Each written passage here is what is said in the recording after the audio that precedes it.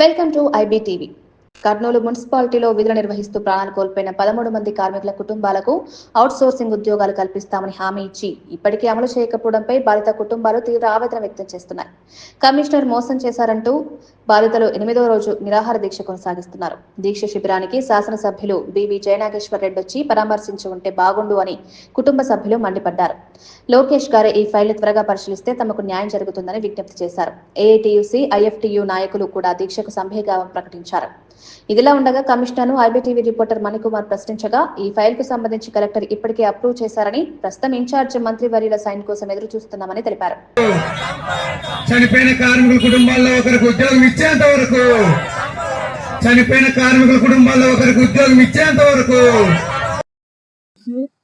IFTU ఆధ్వర్యంలో ఈరోజు చనిపోయిన కార్మికుల కొరకు ఈరోజు 8వ రోజు రిలే నిరాహార దీక్ష చేపట్టడం జరిగింది.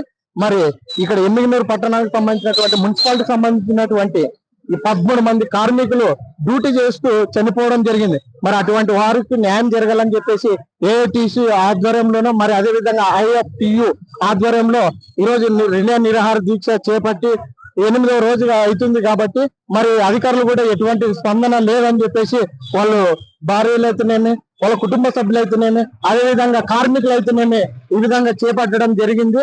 మరి దీన్ని అధికారులు ఇప్పుడున్నటువంటి ప్రభుత్వం దృష్టికి ఖచ్చితంగా తీసుకెళ్లాలి.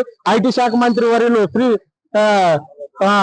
లోకేష్ బాబు గారు ఖచ్చితంగా ఈ ఫైల్ ని పరిశీలించి తక్షణమే న్యాయం చేయాలని చెప్పేసి వారు ఆవేదన వ్యక్తం చేసినారు. కాబట్టి మరి వెంటనే దీన్ని ఫైల్ చెక్ చేసి ఇక్కడ ఉన్నటువంటి వాళ్ళైతే ఇక్కడ ఆల్రెడీగా ఎవరైతే చనిపోయి ఉంటారో వాళ్ళకి ఖచ్చితంగా మాకు న్యాయం ఇక్కడ పక్కలో ఉన్నటువంటి మున్సిపాలిటీలో ఆదోన్ అయితేనేమి, డోన్ అయితేనేమి, ఈ విధంగా ఎక్కడైతే మున్సిపాలిటీ పరిధి అయితే ఉన్నాయో చనిపోయిన వారికి తక్షణమే అక్కడ జాబులు ఇవ్వడం జరిగింది. అదే మేము కూడా డిమాండ్ చేస్తామని చెప్పేసి ఈ విధంగా తెలియపరిచారు. IBTV reporter Manikumar, Emmiganur. కార్మికుల కుటుంబాలకు న్యాయం చేయండి. గతంలో మరి మేము ఇక్కడ 2023లో మేము సమ్మె చేస్తుంటే ఇప్పుడున్నటువంటి ప్రస్తుత గౌరవ శాసనసభ్యులు ఎమ్మెల్యే సార్ గారు పిలవకుండానే 4 సార్లు మా సమ్మెకు మద్దతు ఇచ్చి మా పక్షాన మాట్లాడారు.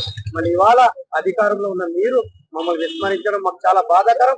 అయ్యా, ఇప్పుడైనా కార్మిక కుటుంబాలను మీరు వచ్చి సందర్శించి న్యాయం చేయాలని గౌరవ శాసనసభ్యులైనటువంటి ఎమ్మెల్యే జయనాగేశ్వర రెడ్డి గారికి మాతో పాటు పనిచేస్తూ చనిపోయినటువంటి కార్మిక కుటుంబ సభ్యుల తరఫున మిమ్మల్ని విన్నవించుకుంటున్నాం. మరి మంత్రి దగ్గర మా ఫైల్ ఉందని మాకు తెలిసింది. మరి మీరు చొరవ తీసుకొని మంత్రులైతేనేమి, ఐటీ శాఖ మంత్రి నారా లోకేష్ గారు అయితేనేమి, మరి ముఖ్యమంత్రి చంద్రబాబు నాయుడు గారితో కూడా మాట్లాడి మన కార్మికులకు న్యాయం చేస్తారని ఆశిస్తూ, ఇంకా లేకపోతే మా సమస్యను త్వరగా పరిష్కరించకపోతే మేము పారిశుద్ధ కార్మికులందరూ వారికి మద్దతు ఇచ్చి భవిష్యత్తులో ఇంకా ఈ యొక్క రిలే నిరాహార దీక్షలను సమ్మె వరకు, నిరవధిక సమ్మె వరకు తీసుకువెళ్తామని చెప్పి కూడా హెచ్చరిస్తూ, నా పేరు శివకృష్ణ, నేను ఏఐటీసీ మున్సిపల్ కార్మిక నాయకుడిని.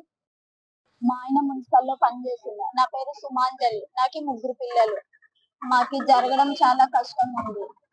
చిన్న పిల్లలు ఉన్నారు. నాకు 3 పిల్లలు ఉన్నారు. కూలి పనికి పోదామన్నా పిల్లల్ని తీసుకొని పోలేను నేను. మా ఆయన జాబ్ వస్తే చేసుకుంటాను నేను. మా ఆయన ఉద్యోగం కావాలి సార్. మా ఆయన పని ఇస్తే మేము చేసుకుంటాము. మన కార్మిక తరఫున ఉద్యోగాలు ఇవ్వాలండి, ఉంది జీవో సంపాదన చేయాలంటే వాళ్ళు కూడా సరే చేస్తామని చెప్పి కూడా కాలయాపన జరిగింది. అలాగే ఇప్పుడు ఉన్న మన టీడీపీ నాయకులు జయనాగేశ్వర రెడ్డి సార్ కూడా ఆయా మీ కుటుంబ ప్రభుత్వం వచ్చి సంవత్సరం గడిచిపోయింది. అప్పుడు ప్రతిపక్షంలో ఉన్నప్పుడు కూడా చాలా వచ్చి మేము అధికారంలోకి వస్తే కంపల్సరీగా అంటే పారిశుద్ధ కార్మికులు ఎవరు చనిపోయిన తక్షణ ఉద్యోగాలు ఇస్తామని చెప్పి ఆ రోజుల్లో చెప్పారు. ఇప్పుడు కూడా మీ అధికారం వచ్చి సంవత్సరం అయిపోయిందని కూడా ఇంతవరకు కూడా ఆయన అడగడం జరిగింది. అది ఇదిగో అదిగో అని చెప్తున్నారు.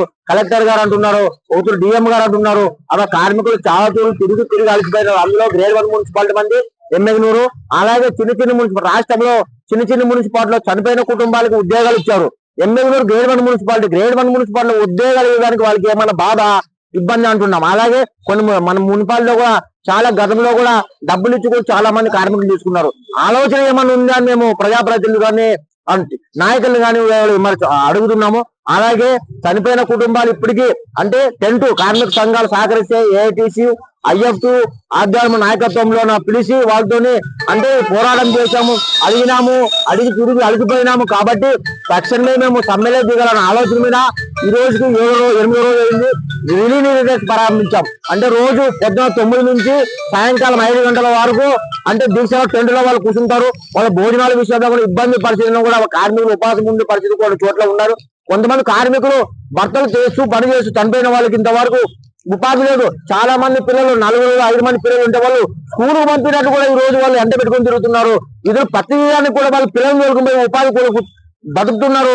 అలాంటి వాళ్ళకి ప్రభుత్వం ఎందుకు చర్యలు తీసుకోలేదు? ఈ రోజు నారా లోకేష్ మంత్రి గారు ఎక్కడో విదేశాలకు పోయి నేను ఉద్యోగాలు ఇస్తారు. ఆంధ్రప్రదేశ్ లో చాలా మంది పరిశ్రమలు వచ్చి ఉద్యోగాలు కల్పిస్తున్నారు.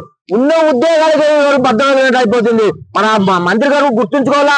అవసరమైతే ఆ శాఖ మంత్రి నారాయణ సార్తో మాట్లాడి మున్సిపాలిటీ స్టేట్ లో ఎంతమంది మున్సిపాలిటీ కార్మికులు చనిపోయినారో వాళ్ళని ఉద్యోగాలు ఇచ్చేదాన్ని కృషి చేయాలా. చాలా అవసరమైతే చంద్రబాబు నాయుడు ముఖ్యమంత్రి కూడా మాట్లాడి చేయాలని చెప్పి నా పేరు ప్రసాద్, IF2 జిల్లా అధ్యక్షుడు.